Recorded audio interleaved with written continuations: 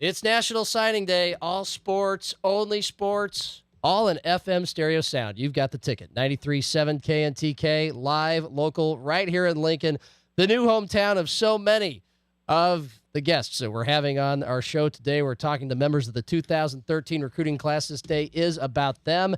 And one of them is Ernest Suttles, defensive end out of Tampa, Florida, one of the most recent commitments to this class. He joins us on our House of Speed hotline. Ernest, first of all, congratulations on becoming a Husker, and how good has it felt the last couple of weeks to know who you'll be signing your paper with on Wednesday, February 6th? First of all, I thank you, man, for your the congratulations, and it felt good, going through this whole recruiting process in certain schools and everybody, just Nebraska just a historic place, it's a lot to look forward to going up to Lincoln. It's a lot of history that you can look forward to in the future. It's a legacy that I'm ready to go continue and, begin for myself, sir.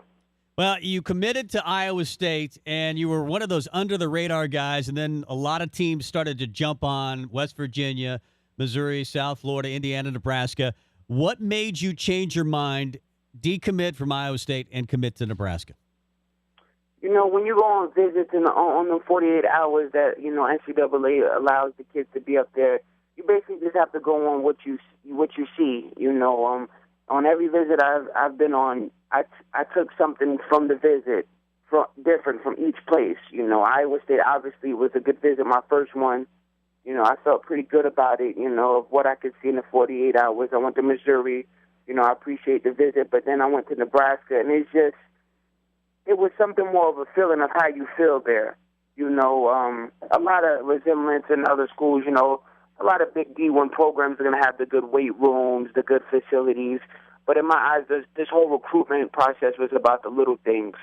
The people that I'll be around, the coaching staff that'll be teaching me, the players I'll be going to battle with every Saturday, and even every day in the weight room and the practice field. Just the people, sir, In Nebraska, I went up there and my visit, the players I was around, I just like the mindset. I like what I was hearing out of the players' mouth and, their future plans as players, as the team, and what they wanted to bring to the defense especially. I was around a lot of defensive players, a lot of young kids, redshirt freshmen, so that these are kids who I'll be playing with in my future. And that's really exciting to see the fire and the drive out of kids that you'll be playing with. And if you see that, I would – it's something that I appreciate, and it's something that I really that stood out to me, and I would recommend that for any player going through the recruitment process, any kid, just to know who you're going to be around, know who the guys you'll be with in the locker room, and like I said, the practice field, the weight room, and game day. Just be comfortable with the dudes that you'll be going to battle with, because football's a grind. It's you're going out there every day and you're taking shots at your body, and I'd always felt like I want to do that with people who I feel comfortable around, who I think will do the same for me. And like I said, not taking nothing away from Iowa State, Missouri, or any other school that that offer me. I'm grateful for all of them, sir. Like you said, only playing 2 years. This was a blessing, honestly. I left the recruitment process with 15, 16 offers, maybe more. But it's just a blessing. Nebraska it's just somewhere I wanted to be, sir. He's Ernest Suttles, defensive end, Tampa, Florida, member of the 2013 Nebraska recruiting class here on signing day on 93.7 The Ticket. If you could dig a little deeper, just tell me which players that just name a few that you met that really got you excited to come here, and also more specifically, what kinds of things they were saying about the future. You said that they set their goals high, but what was it about what they were saying and what they were envisioning? I apologize. I don't know too many players' names, but the one player I remember was Thomas, and it was a couple other kids. I can't think of their name right now, and I apologize, sir. It's all right. But, through football and through sports anyway, you always hear coaches, they're trying to drill in the message of, their plan for the team, and you always hear it out of coaches. But there's very few programs or kids, who will be, you'll hear the coaches echo out of the kids. I feel like when you can go somewhere and you hear the coaches out of the players, if you hear what the coaches are saying out of your players, that's huge, because that's a real symbol of buying into what the coaching staff has been drilling into you. When you can hear the players saying these things, when defense, football is a nasty sport, especially on the defensive side of the ball. I got a real nasty attitude when it comes on the field. My job is to create havoc in the backfield, and that's my job, and that's what I will do. So when you go somewhere and you hear plays on the defensive side, especially linebackers or the dudes who'll have your back and who'll be right behind you and reading off your plays and going on the gaps that you're opening up for them, when you hear them talking the way you talk, and you kind of can rub off on each other, and you feel that's an awesome feeling, sir. Especially in the football, especially defense, it's a team sport. It's hard to go somewhere where you feel like people think like you and they have the same mindset and the same drive and, the hunger and the toughness. When you find that and you find people on that defense who you think about, and you won't even have to, you don't have to second guess that they'll be there, that they're thinking themselves like their same hunger and their, like I said, their drive and their nastiness. Defense and football and all is a nasty sport, and every day you go in there and you're throwing your body out on the line. And like I said, I played for my high school team because of my coaching staff. The guys who were teaching me were dudes. They were good people. They were good coaching staff. They wanted to better the kids.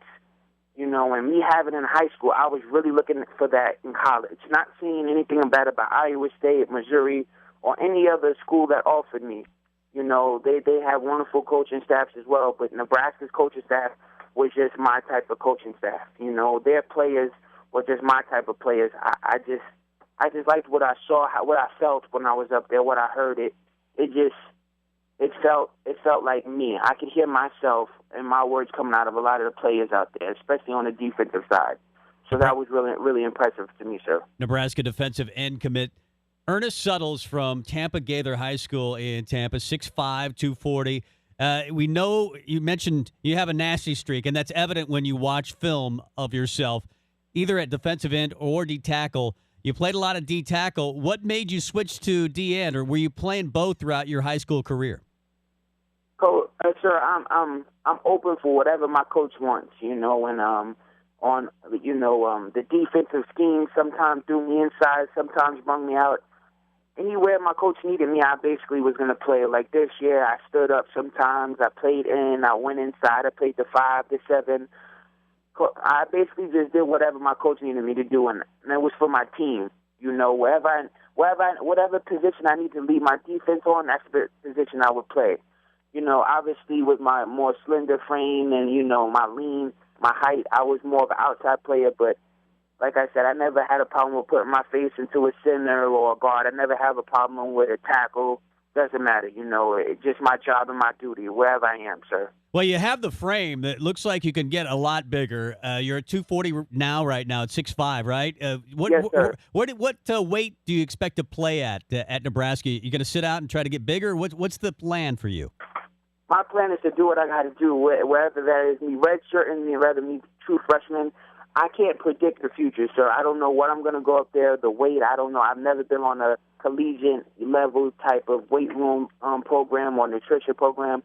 So basically the sky's the limit right now, sir. I don't know, that's one thing I liked about the coach staff in Nebraska. Well, there was no, we want you at 260, 270, 280. It's basically you get at the weight that you can perform your maximum potential. That's what we want you at, whether that being 260, 270, whatever that is, and I heard the same thing from the training staff, so they're just going to give me all they got, and wherever I am at my maximum potential of performance, that's where I play at, sir. That's awesome. Ernest Suttles joining us. He's a defensive end to be for the University of Nebraska. It's National Letter of Intent Signing Day here on 93.7 The Ticket. I'm John Gaskins along with Tom Stevens. Just by listening to you for about 10 minutes, Ernest, it's obvious you're a leader type, and you must have been raised really well. I mean, you remind me a lot of Ray Lewis in a very good way about the way he just kind of speaks and takes over. Where does that come from? My mom. She's a wonderful woman. She's always taught me the great qualities in a man to have. Just great morals. And a lot of people have a lot of high expectations, especially for a student athlete. When just in this whole recruitment process, you have people looking at you, so you have to hold yourself to a certain level above than the average high school kid. Just because you're not an average kid, you're now a D1 scout. So you just have to hold yourself to a certain standard, and that's how I've always been, sir. Not saying I'm perfect. I've had my bumps in my road. I was still a kid. I was still a teenager growing up, but I just like to present myself in a well manner, sir. You only played a couple of years of high school football. Why is that? Why did you decide all of a sudden I'm gonna play football?